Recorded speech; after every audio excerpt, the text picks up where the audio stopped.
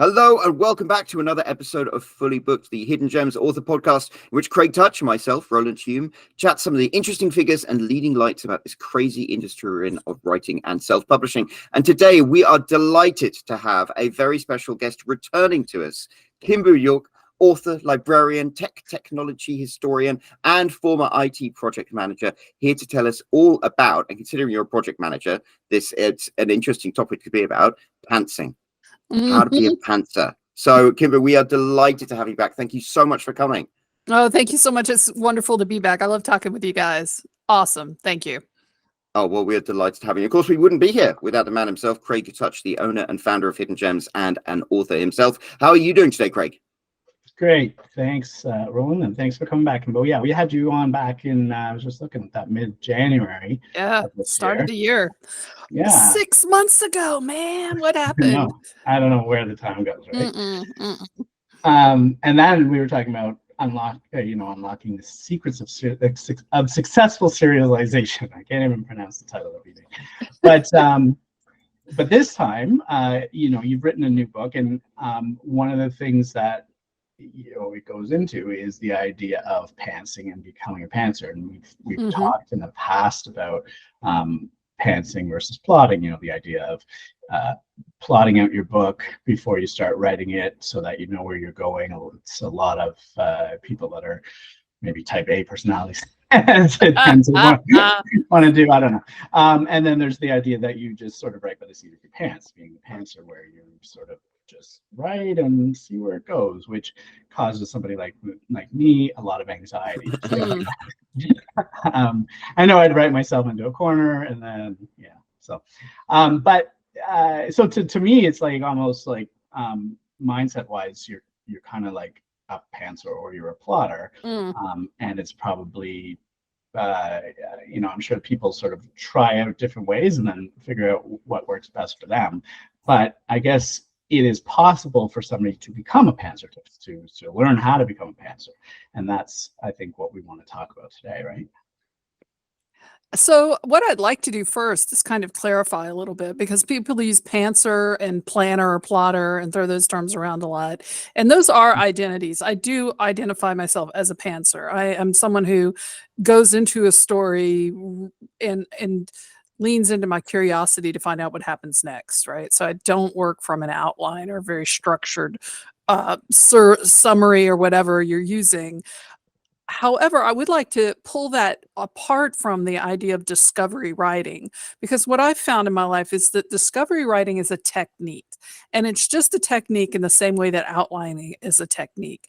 And pantsers can use outlining, but they often use it in reverse outlining form. They will write a bunch of a story, and then they'll sit down and figure out what the outline is and where their story is going and move on from there. So discovery writing is very much a way, a technique that you can use in your writing, no matter how you identify on the spectrum of pantser to plotter.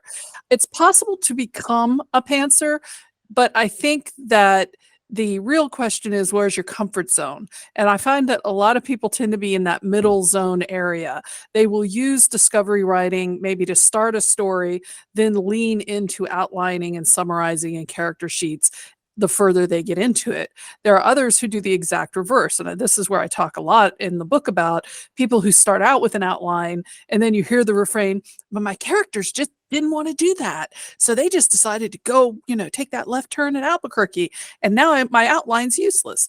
Those people are ones who end up discovery writing, even though they had plans to start with. So there's a full spectrum there. And I think what I'm really trying to get people to look at is you don't have to be a pantser if that's not a comfort zone thing for you, but you can still use elements of discovery writing to, say, develop your outline or get yourself out of a problematic plot point that you don't know what's going to happen, or even just to get to learn your characters a bit more clearly in your mind. So that's kind of where I'm coming from with my book and my advice to people.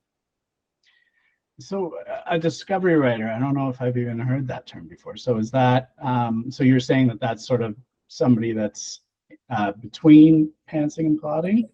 No, I'm saying that discovery writing itself is a technique. And a pantser is somebody who leans into discovery writing completely and wholly and identifies themselves as somebody who is more or less a discovery writer.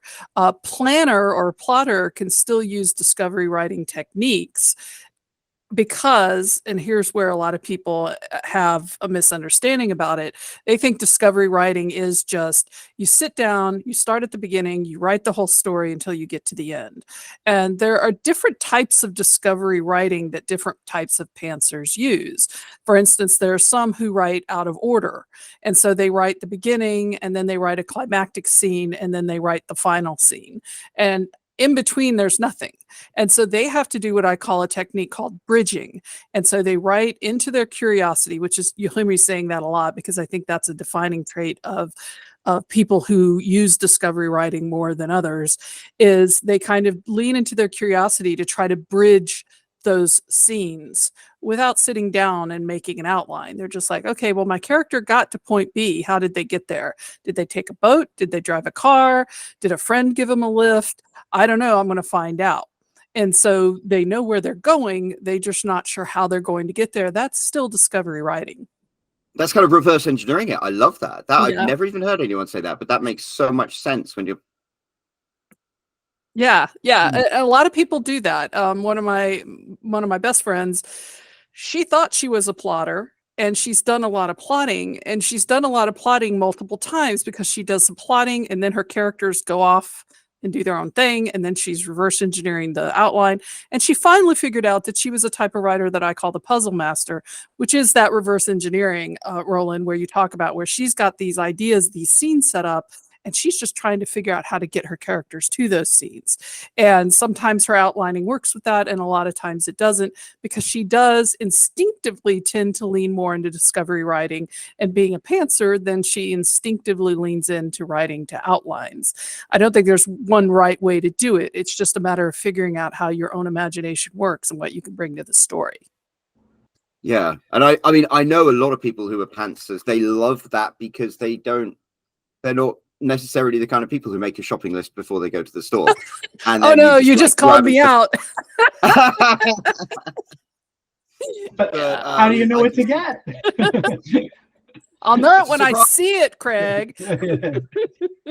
I guess I'm still fuzzy on the difference, I guess, between discovery writing technique and pantsing. I mean, it sounds very similar. It is similar. I just want pantsing to be more of an identity type of thing to differentiate it from the technique of discovery writing. So I would say, if you're like trying to do the hierarchical taxonomy of it, that pantsers are people who are committed to using discovery writing exclusively or almost exclusively as their primary writing technique. It's interesting you call it an identity, because I have to admit, my identity is I want to get this damn book finished. Whereas, so sometimes you're like, okay, I'm gonna have to break out a thing. So I know Craig looks at me as a pantser, but pantsing is fun when the beginning, but then it gets really tricky as it goes on. So you just have to figure out your own path. But I do think people use pantser or plotter as like an identity. Mm-hmm. That's been my experience as well, Roland, is that people like lean into that identity as a way to, make it's a shortcut. Aren't all identities labeled shortcuts? It's just a way to say, this is the kind of writer I am. This is, talking to me, asking me what my outline is pointless because I'm a pantser. Now you hit on something as we were talking earlier about me being a project manager, a former project manager. I still do project management coaching for creatives, so I'm still doing that a little bit. But one of the things that confuses people is me identifying as a pantser, yet also being project manager, because project managers are known to be people who like to organize things on the front end and have everything very clearly set up to begin with. So what I tend to do in my writing is I lean into story beats. And by story beats, if listeners aren't familiar, those are the hero's journey, save the cat, the 3 or 5 act structure. I will have an inciting event, or I will have a break into three. If you're using Save the Cat, you're familiar with that terminology. I don't know what's going to happen there. Right. But I know that that's what I'm writing towards. And so as I'm writing forward, I haven't outlined it. I haven't decided, John goes to the store. I'm deciding, well, somehow John has to have this, if it's a romance, meet cute, this inciting event, and I'll just figure it out as I go. So I like having the structure of knowing what the story structure is going to be, but I don't like being told what's going to happen. So it's just like, so for me, I kind of rebel. Once I have an outline, if I've written a complete outline, my brain just thinks the story's over and I don't want to write it anymore. So that's kind of my problem. But I do lean into story beats. And honestly, a lot of pantsers do that. As you were talking earlier, it's easy to just sit down and start writing. But when you get 2/3 of the way through the story and you've locked all your characters in the basement and it's no window and nobody has a key, and you're just like, oh no, how do I get them out? At that point, a lot of pantsers, you go back and do the reverse outlining that I was talking about earlier, or they start writing up summaries, or they try going back and like finding threads that they left hanging that they can use to solve the dilemma that they're in.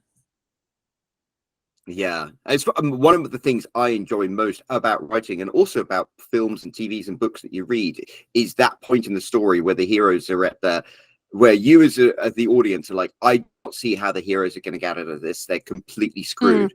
And that it is really satisfying when they get out of it in a way that is congruent with everything that you've seen previously. It's like, it's surprising, but in hindsight, entirely expected. And the problem is when you're a pantser, you get to that point, and sometimes you have to pull a massive Duces Machina or whatever, where you invent something that doesn't necessarily feel satisfying. Well, and I think to me that's more the sign of an inexperienced discovery writer or pantser, because what I've realized is that a lot of people who are experienced authors, people who they often put those get out of jail cards in earlier in their stories intuitively. I truly believe that intuition plays a huge part in the writing process. For people like Craig, or people who are heavy outliners, that is usually done at the forefront. That is done in the pre-planning stage. You are writing something, and Craig, whether, I don't know if you use story beats or not, but whether you are or not, you're looking at the development of the story and going, man, that's not right. This needs to happen later, or this needs to happen earlier, or this people need to meet at this point. And that way, when I get to the denouement, or I get to the long dark night of the soul, I'll have this card to pull out that I introduced in chapter 2, right? For someone like me, or perhaps like you, Roland, where we've been writing a long time, we will kind of subconsciously plant these little Chekhov's guns in there somewhere, and come back. And if you get to that point and you've been there before a lot, which I have been there before a lot, I will go back and reread my earlier work and look for those little pieces that I can pull back into the story that I may have left hanging, or just introduced without thinking too much about it. That friend that they said goodbye to in chapter 3 because they were going to go off. Oh, is that friend happen to be on the boat that has the key to unlock the basement, and they're on a shortwave radio? What do you know? Isn't that great? They're just right there. So I think intuition plays into it no matter what your technique you're using. I think the problem is a lot of pantsers who are using discovery writing technique don't understand that, and don't really understand what they're doing. They get flustered, they get frustrated, and so they go back to what they're been told often is the solution, which is to write an outline. And I don't think that's necessarily always the solution. So again, it's write or know thyself. Right. I think that's so interesting. I was looking through my previous books, and one of them, before I got into planning and a story circle and stuff like that, I read it and I'm like, this is great. And it follows all of the beats. And it's because, I guess, as people who love books, we love stories, we have in our heads an intuitive idea of what a satisfying story is. And it's only when we like study storytelling and see that there are circles and arcs and stuff, then it like gives a framework to something we intrinsically knew because we love stories. Absolutely. And anybody who's interested in that idea, Becca Syme has done a lot of work on. She actually wrote a book called Dear Writer, Are You Intuitive? That talks about that and was very eye-opening for me as I was writing By the Seat of Your Pants, which is my book about discovery writing, because it made me realize how important that intuition is. A lot of people, well, I shouldn't say that. I should say that historically speaking, pantsers have been denigrated in the community because it is thought that pantsing is being used as a shortcut, that discovery writing is being used as a shortcut, to try to make it easier.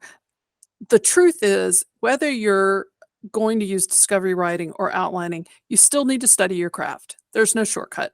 I'm sorry. Too bad, so sad. You're going to have to actually do a lot of reading. You're going to have to understand story arcs and story circles and character development and have an awareness and a concept of what those things are.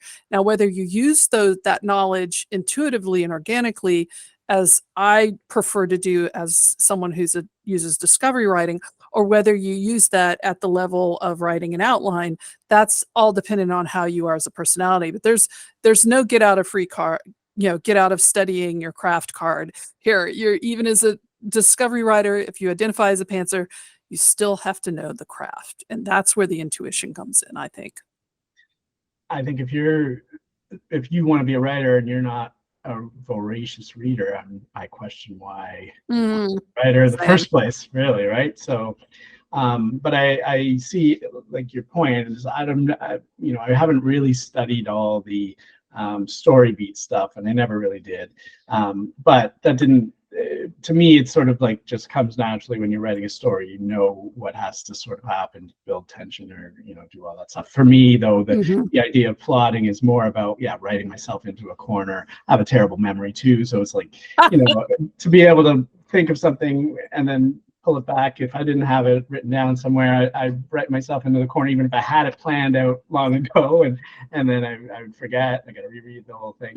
I was watching a movie last night, actually, Shaun of the Dead, which I haven't seen ever. I love that. And and it was something I haven't seen in a lot or ever, really. So I watched it, and it's old, so I'm not going to worry about spoilers here. But at one point they're in the bar, they're surrounded by zombies, and it's like, two of them are left, and you're like, how are they possibly going to get out of this? And then they like lift open the carpet, and there's like a trap door underneath. And to me, it's like, I was kind of like, come on, like, trapdoor you've never seen before, that nobody's ever talked about before. Yeah, exactly. And you just have to find it. So, like, to me, I don't want to, when I write, I don't want to put things like that in because they annoy me as a reader. So for me, it's like always, I want to leave those breadcrumbs, and then if I do go off script, which I do often, like, I'll plot to the point of general sort of chapter ideas and stuff like that. But a lot of the times, the more detailed the plotting I get, the more likely I'm going to go off the rails at some point, and then I have to go back and sort of replan everything out. So maybe in that sense, I'm more of a discovery writer than I think. But if I have things like that I know they're going to get trapped in some situation, then I'd want to plan out how they're going to get out. Otherwise, I know I'll have to go back and sort of put in all those seeds, by rewriting or whatever, right? So to me, it's more of a time saver to keep myself from having to do massive rewriting every time I change something. But it's interesting though. So the idea is that, as a discovery writer, it's almost like you could, it's having two different things. I guess you're saying pantsing being an identity, discovery writing being their technique, but it's, I guess, and then you say, a plotter might go to discovery writing. It's easier than saying a plotter might go to some pantsing techniques, right? So it's sort of like discovery writing is the main technique of a pantser, but it can be used by plotters, and I'm sure I have used it. And I can't imagine most plotters wouldn't at some point. Like, the more detail you're plotting, the more you're, I can't see, at some point you've got to start writing the book, and getting from one plot point to another is still going to add you're still writing some stuff there. So you're kind of pantsing that connection, right? Yeah. There's So, definitely, creativity involved in all steps of the process. Like we all right. have to tap into that. Like you may have the scene outlined where two characters are going to be having a conversation, but you still got to figure out what the conversation is. That's true of all of us. Yeah. Discovery writing as a technique just takes that to the next level and to the next step. And I do have some exercises in my book for people who are curious about trying to develop that muscle. That doesn't commit them to writing a whole book or a whole novel, like 100,000 words of pantsing, which I could totally understand why that would be intimidating to a lot of people. But trying out some exercises, it's not quite free association writing, but it does lean into that creativity of trying to create something out of nothing. And I think that's just a valuable skill set, whether you end up writing 30-page outlines or not. And I definitely know authors who do that. But either way, it's a fun technique and it's a good technique because as both you and Roland have pointed out, no matter what technique you use, there's always going to be a time where you write yourself, or rather you write your characters into a corner. And you've got to know how to go back and fix that, find a way, whether it's because you dropped a hint earlier or you have to go back and rewrite chapter 4, because that obviously is where, they're going to talk about the cellar, the door to the cellar, right? Like if that had happened earlier in the film, that wouldn't have been disconcerting. All it would have taken would be somebody to mention, yeah, we've got to go open up the cellar door to go put this old cask down there. And you'd be like, oh yeah, the cellar door that they mentioned in the first quarter of the movie. Right. We're all going to have to go back and do that. There's no way out. Right. Okay. Well, are you able to take us through one or two techniques that people can use? Yeah, I can. So let me think. Which one would be a good one to use? So my favorite, I think, is the 5 whys, and the 5 whys is because it comes out of, this is so geeky. My deepest apologies. But the 5 whys comes out of project management, actually. And when you're problem solving, the 5 whys is saying, okay, well, there's a leak in the ceiling. What's the problem? And you go up there and you're like, well, there's a roof tile loose. You fix the roof tile, but is that really solving the problem? If the problem is a branch that's hitting against the house and making the roof, you're just going to go through the same process. You dig down. Why? So the 5 whys exercise is you find a prompt, usually a halfway decent prompt, not just like, somebody walks into a room type of prompt. Preferably in a genre you're familiar with, or literary if you want to go that way. Find a writing prompt that's got a little bit of meat on it and write a scene, less than 200 words, based on that prompt. Now, when you do that, this is just a series of why. You're going to write that 200 word scene, give or take, or 5 minutes. You can do a time one. And then you're going to ask why. Why did that scene happen the way it did? And the example that I used in the book was a scene of a girl gets an invitation to a fantasy ball. It's a fantasy story. And was like, well, why did she get this invitation? Well, because someone at the palace is trying to do a coup and her family was exiled and they want to bring her back to start the coup. And then you just ask why, and you write 5 scenes, each one asking why. No outlining, no pre-planning, no looking ahead. You are just writing a 200 word scene. And when you're done, you ask why. Why did that happen the way that it did? And then you answer that. And then with that answer, you go, why? Why did that happen? Why did the talking frog jump through the window? Oh, because the talking frog is secretly the prince who's under a curse. Oh, why was the prince cursed? Oh, why was, you do this 5 times. It's not as easy as it sounds. And by the time that you are through, you do not have a very good story. I will just tell you that right up front.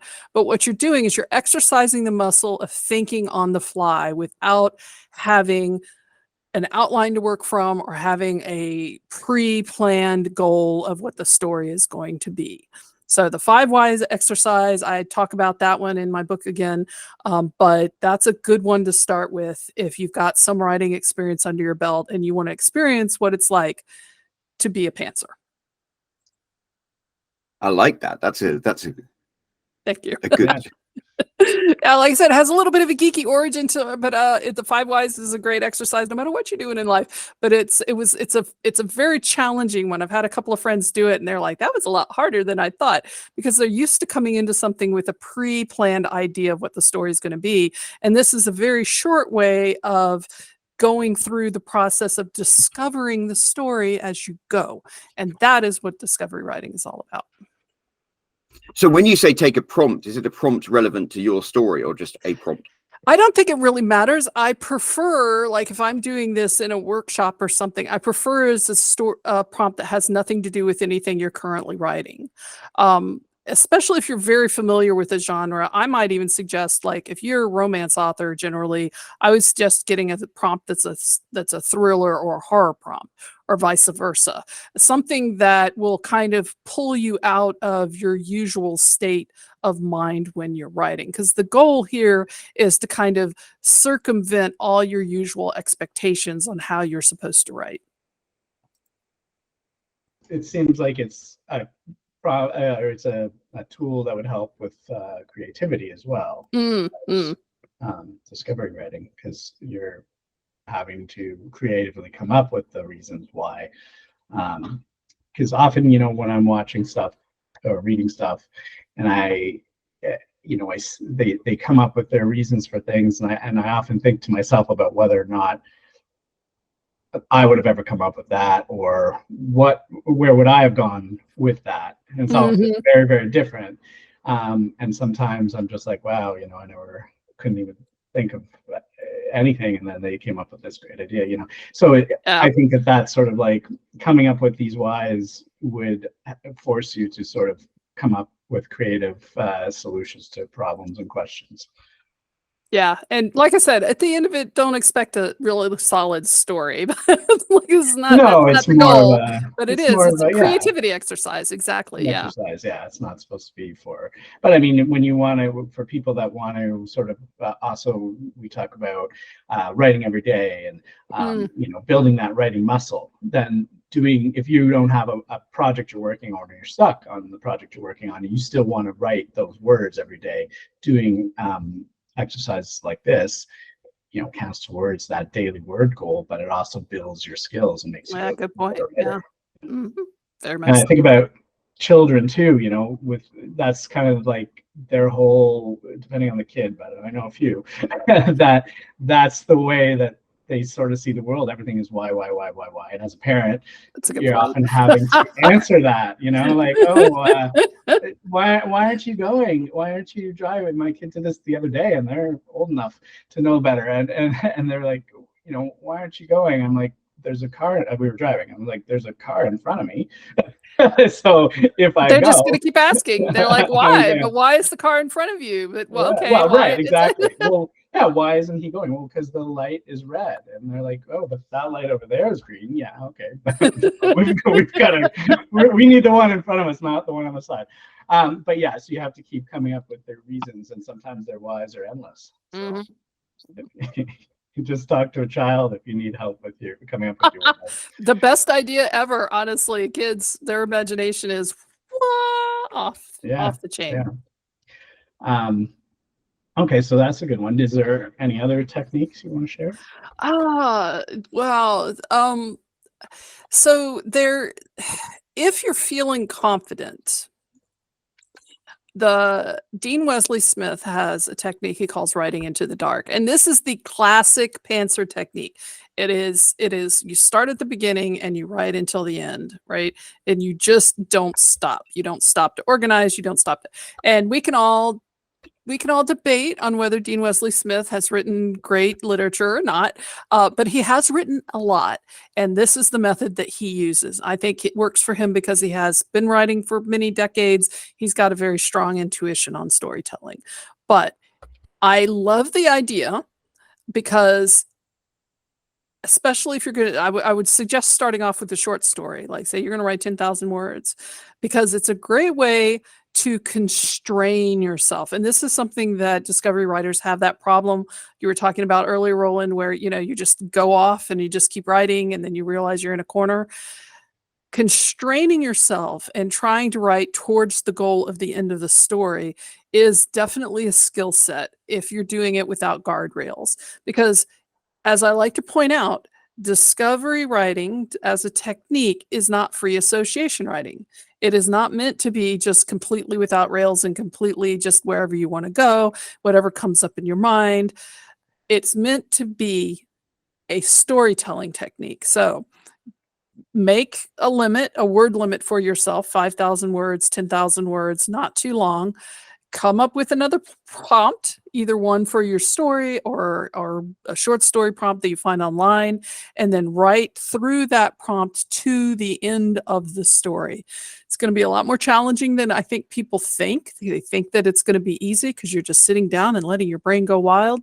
But coming back in and constraining yourself, constraining that curiosity to keep your focus on that one thing, which is the end of the story, is definitely a challenge. So writing into the dark is a little bit what I consider to be a more advanced technique, and should only be used for short stories for the majority of the time, unless you're very, very experienced and very skilled.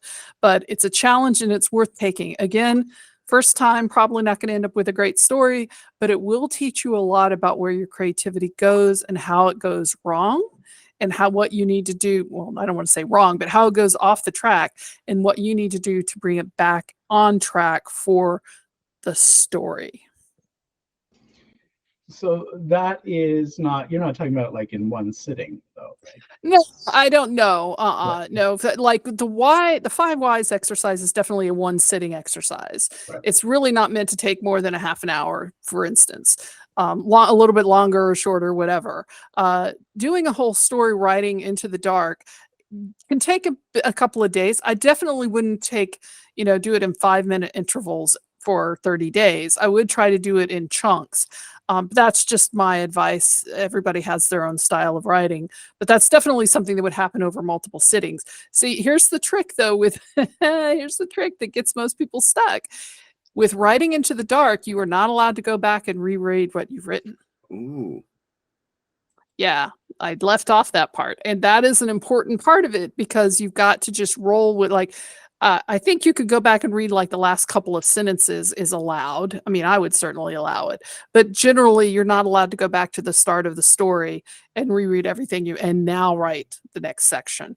You have to see where you left off and then write the next section and see where it goes from there. It's definitely challenging. And I say that as somebody who's used discovery writing techniques my entire life, because not having that guidepost, not being able to refer back, it's a challenge. And again, why I say it's more of an advanced technique. But if you're really willing to leap in and try with both feet, writing into the dark is a great practice. So that, I mean, if you're going to write a short story, I can see that being possible, right? Which is why, even then though, that's why I was asking. Not most people don't write 10K in one sitting. Mm-hmm. So maybe most people that's going to take between 2 and 4 days, I'm sure. Mm-hmm. But to write a novel that way and not be able to reread anything that you've wrten, and that's going to take weeks or months, like I don't even see how that's possible. No, that's from somebody with a terrible memory. But I say that as somebody who's done discovery writing for years. I couldn't do that. I am what are called a recursive discovery writer, or recursive pantser, and that is somebody who writes a scene, and then when I get ready to write the next scene, I go back and reread at least the last 2 scenes. I'm constantly referring back to what I've written to write the next one. So it's this constant recursiveness of going back to see where I've been, to see where I'm going. And I need that. If I couldn't do that, and sometimes I have to go back, 4 or 5 chapters, but usually at least 2 scenes, previous scenes, to write, to know what I'm going to go next. Because for me, it's about following the characters along on their journey. And so I have to do the recursive thing. I could not write a book doing the into the dark process. Dean Wesley Smith claims that that's what he has done, and I totally believe him. I could not do that either. I'm there with you, Craig. Even with the way that I write, I could not do it. That's a little but too he's, much. I mean, at the end, you've got to end up with a hot mess. So I assume that he's allowing for an editing process. I have to believe that's true. Right? I have to believe that's true. Yeah.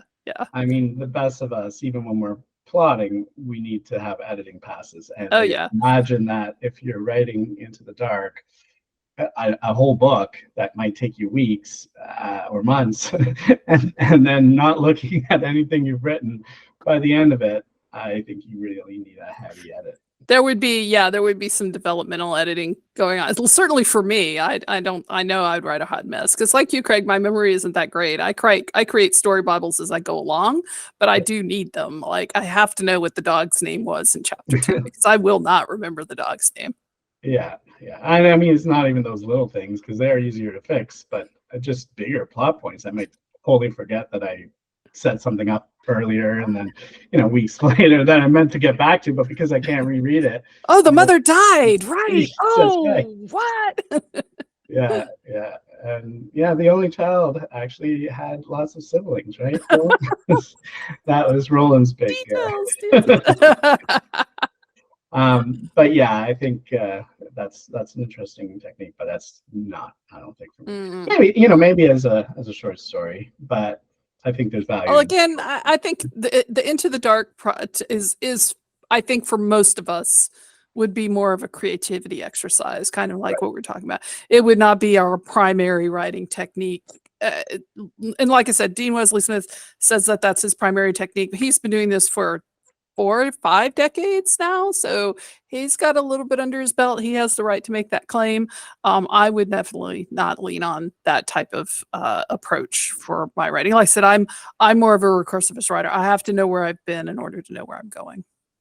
I know Stephen King is a pantser, famous pantser. I don't know if he writes Into the Dark, but he just starts writing and lets it go wherever it goes, right? So obviously it can be very successful if you're good at it. But well, and I think if you look at it, I think you can see like a lot of people talk about how he wrote Carrie, at 4 o'clock in the morning before on an old typewriter before he went to go teach school later, and they forget that Carrie is 60,000 words at most. I mean, it is a short novel, and so he pantsed it. Okay.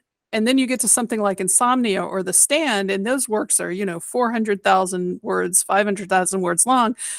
There's been a development. There's been an expansion of his skill set as a pantser over the years, over the many books that he's written. His earlier books are shorter. His later books are longer, and I think there's a reason for that. He got more skilled as he went along. That's my opinion. Stephen King may argue with me on that, but that's just my outside observer lens on that. I think that's absolutely true. It's funny watching like him in particular because you see like the 40-year arc, and the book started small and then they got bigger and bigger and bigger and bigger. But yeah, and and also editors got more scared of editing him. Like you get to a certain level of celebrity like that, and editors just don't want to cut your words at all. But you see that over and over again. But I think that's certainly a part of it for him, is that as he became a pantser, he leaned more and more into that, got more skills, his works got longer. In my opinion. So when you've tried all the different ways to write, and do you find that for you, I guess, pantsing is just a better way to write? Is it because and why? Like, is it because you're not constrained by those things, even though you could sort of go off the rails whenever you want? It's still your outline. Trust you. Trust me, I go off the rails all the time anyway. It's just so the answer to your question is I can't write any other way. And I know this because I've tried. I have been a writer my entire life, and a fiction writer my entire life. And when I decided to start taking it seriously after I graduated college in the 90s, I did exactly what all the books of advice that I read at Borders and Barnes & Million told me to do, which is to write an outline. And I did it. And then I couldn't write the story. My brain just checked out. And I hear this from a lot of pantsers over the years, is that they write a outline, they do it to spec, right? They do the way and then the story's told. Their curiosity has evaporated. They have no interest in writing that story. And it's pure hell for them to have to go back and try to fill in the story from that outline. And that is me. And I tried and I tried and I tried. But I eventually guess gave up on writing. It caused me to give up on writing because I was just like, I can't do it. Obviously, clearly, if I can't write from an outline, I'm just not meant to be a writer. Then about 2007, after many life journeys, I fell into the fan fiction community. And one of the things that I always am grateful for is that the fan fiction community got me writing again. And because there was no publishing pressure, because I wasn't writing for a teacher in an MFA program and I wasn't writing for a publisher or an agent, I could just write whatever the heck I wanted. And I did. And a million words of fan fiction later, I started figuring out my own process, and I started realizing that I was writing these great stories.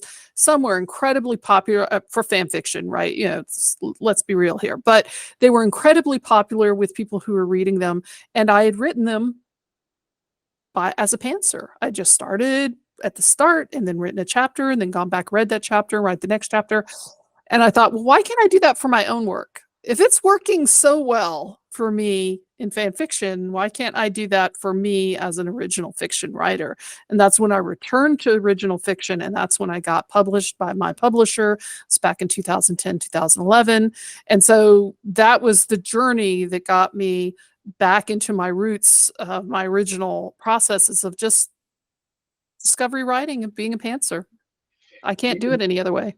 The whole fan fiction idea is, to me, like a whole nother level of anxiety, because in the sense of the people, and I don't know if this is how you were doing it, but where they write their chapter and then they publish it and then they write their next chapter. So it's one thing to be like, okay, I'm in pantser, I'm going to write my chapters, and then later I know I can just go back and edit whatever I screw up. Publishing every chapter as you go locks that in. And now it's like, okay, well, I've already published it, and now I realize I should have set something up, or I changed something here, and it would have been better if I did. So now you can't really go back and edit those things, and that to me is even harder to and there are some people who do that, who love the thrill of it. Like, they're like, oh my gosh, I've got this chapter out, I want to get people to read it. And I do that. My current serial Transmigrated Terry, which is Isekai Portal Fantasy that I'm serializing on Ream, it is what I call au courant writing, which is I'm writing it and then I'm publishing. But I'm not somebody, like, I know a lot of like romance authors who literally write a chapter and then the next day publish that chapter. And I'm just like, I can't, no. Oh, yeah, that's too much pressure for me. Oh, no, could not possibly. I'm usually at least 20,000 words ahead before you get a chapter. And I've read it. Have that. Yeah, it's still a work in progress. It hasn't been professionally edited. It's not going to be exactly the same product that it's going to be when I get around to publishing that arc as an actual book. But it's still got a little bit more refinement and a little bit more, going back and changing things a little bit as I move along. So I have to have that headway. Like, I can't do the write it down and publish it the next day. I did just try that a couple of times back when I was writing fan fiction. No. Did not like that at all. This is like, okay, maybe not this. Yeah, if you're giving yourself the leeway to have a few chapters worth of, that makes more sense to me. Yeah, that's my comfort zone. Right.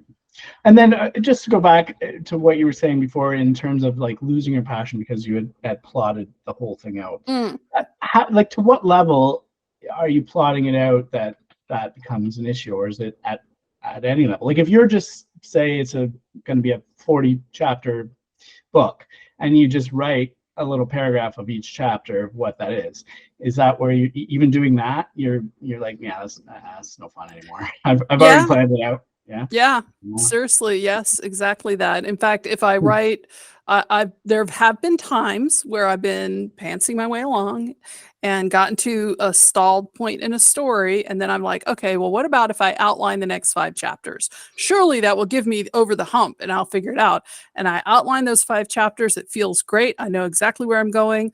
I sit down, I write the next chapter, and it has nothing to do with that outline. My brain just will not, like, my brain's not interested. My brain's like, well, if we go that way, I already know what's going to happen. So what if we go this way where I don't know what's going to happen? And let's see how interesting that could be, which is kind of why I say that discovery writing is a technique of writing into the curiosity. You don't know what's going to happen, so you have to write into the curiosity, and that's your motivation. For me, the motivation is I don't know what's going to happen. Whereas for you, Craig, the motivation is you know what's going to happen. The creativity comes in how you make it happen. And that's just two different approaches, both valid, both productive, both ways of making a story, just how different brains work, because every brain is different. Right. Yeah. No, that's definitely what it is. You know, we are coming up to the top of the hour, and that is a goodness. beautiful moment to end it on, I think. Like, it's quite a nice... I mean, thank you so much. What a fascinating discussion. I really hope people have found that interesting. Well, Like, I hope so too. Thanks. You're going to be like 120 something podcast that we've done, but it's always nice to do these and learn something new and hear something new that expands your own views of things. And one reason why I love listening to y'all's podcast is because it's not just always about me, you know, it's sometimes you guys have great guests on. So I love listening to your podcast as well as being a guest on it. So thank you very much. Oh, well, you are very welcome. Craig, do you have any final questions before we ask KimBoo to tell everyone listening where they can find more of her work? No, I mean, listen, I agree. You're welcome back anytime. You always have lots of insightful things to talk about in your new book, which is called By the Seat of Your Pants, Secrets of Discovery Writing. Sounds like it's really something that people should pick up if this is a topic that interests them, because I hadn't even really heard the term discovery writing before. I didn't really realize how intertwined it was with pantsing and as a technique. But I think I've used it in the past because I don't sort of, I guess I think of myself as a plotter, but not to the crazy level of all those details. It's more of, the paragraph or two per chapter, and maybe sometimes some of the scenes if I think of specific ones, but often it's just to make sure that I'm keeping the beats going and the flows going. And then it's, I guess, discovery writing to tie them all together. So, but yeah, thank you for coming on again and talking to us about all this. It's been great. Thank you very much for having me. It's been wonderful to be here.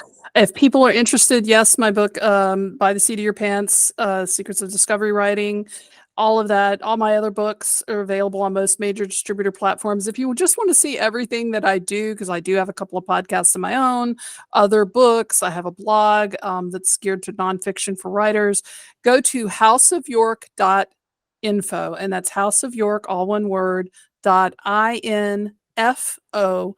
That is my online website hub. You can find links to everything there, my books, my works, my podcasts, blah, blah, blah. But if you're interested, and also if anybody reads the book, has any questions about discovery writing as a technique or being a pantser, you're always welcome to reach out to me by email. Love getting questions from my readers or anybody who listens to the podcast. It's kimboo.york@gmail.com. So feel free to reach out to me anytime. That is wonderful. Well, we'll obviously put a link down to your website down below. So if you are listening to this and you appreciate what KimBoo has had to say, make sure you scroll down there and check out her website. Also, while you're down there, why don't you leave a comment? Let everyone know how much you appreciated KimBoo's words and everything that she shared with us today. And finally, while you're down there, be sure to hit that like button, hit that subscribe button, because if you do so, we will be back with another episode of Fully Booked next week, and we look forward to meeting you. Thanks so much. Bye-bye. Bye.